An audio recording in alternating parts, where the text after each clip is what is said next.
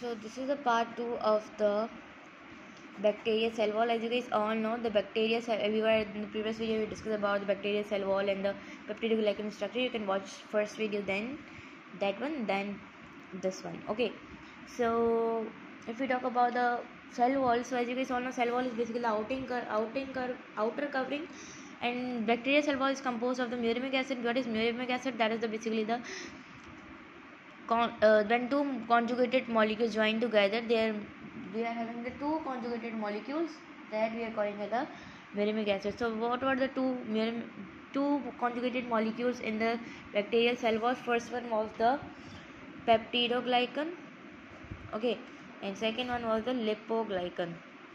If we talk about the peptidoglycan, that is the peptide plus sugar, this is the lipid plus sugar.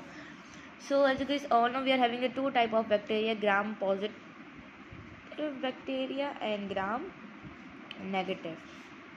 And if we talk about the gram positive and gram negative, how they are gram positive and gram negative? Gram is basically a scientist name. There was a scientist Christian Gram. He basically, you can say that, developed the staining techniques, okay, color techniques. He basically colored the bacteria cell wall, okay, and the staining was occurred, the color was occurred, so that's why he put the name positive, and the staining was not occurring, so that's why he put the name gram negative. He basically colored the cell wall of the bacteria. If we talk about the gram positive, he used the stain that was a crystal violet stain. He basically used the stain to the bacteria, and the bacteria got purple and the bluish color.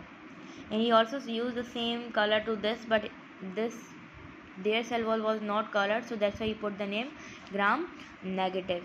So for that he used a color that was a Cepherin stain, who basically from that the red and pink color basically occurred, but that was not occurring into this one, so that's why he put the name that was negative. Okay, so if we talk about the characteristics of both, so their staining response was positive on gram, and their staining response was negative on gram. Okay, and they are having the, if we talk about the gram positive, so they are having multi-layered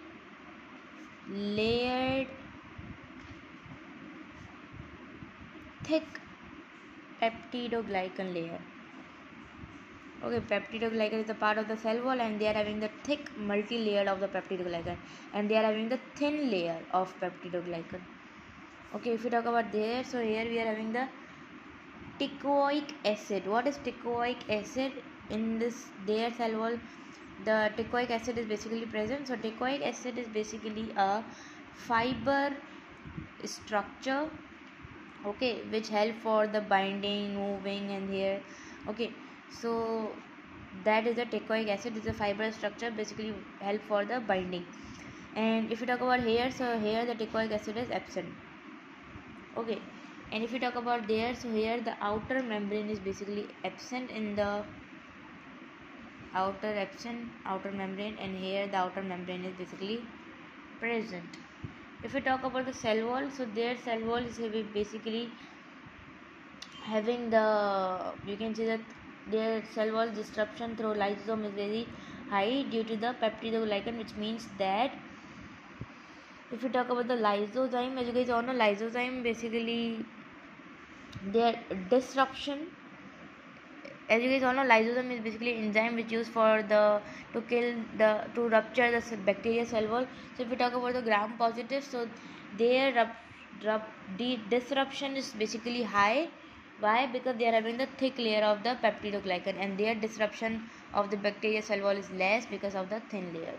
Okay, so the last point we are having, that is that they are having the porin protein.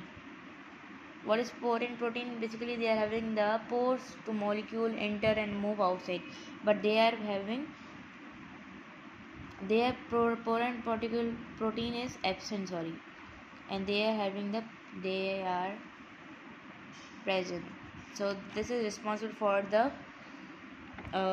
molecules to out and move inside. Okay, last one we are having that they are having, first of all, they are having the low and absent, which means they are having no periplasmic surface or space.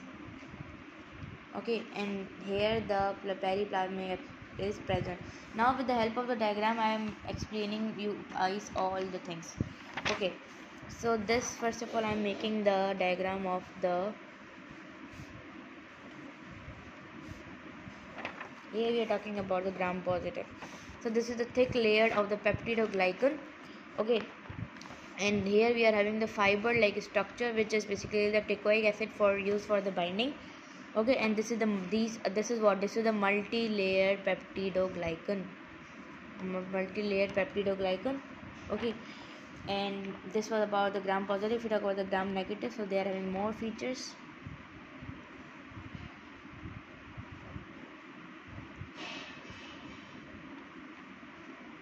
Okay, so if you talk about this, so this is the lipid, this is the layer of that is the outer covering. They are having the lipopolysaccharide.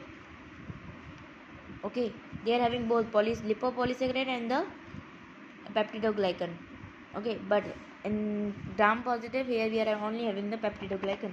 Okay, so if you talk about here, so they are having this structure. This is the lipopolysaccharide or lipoprotein or lipid structure, you can say that, lipid plus sugar. Okay, and this is what this cross is basically the porin. As you guys all know, I said you guys the porin is basically the protein porin is there, which is absent in the positive, which is present in the negative. This is I'm making negative structure. So the porin is basically the protein which basically used for the molecules to come out and to move inside. Okay, as well as this is the, they are having this layer too. This is basically the thin layer of the peptidoglycan.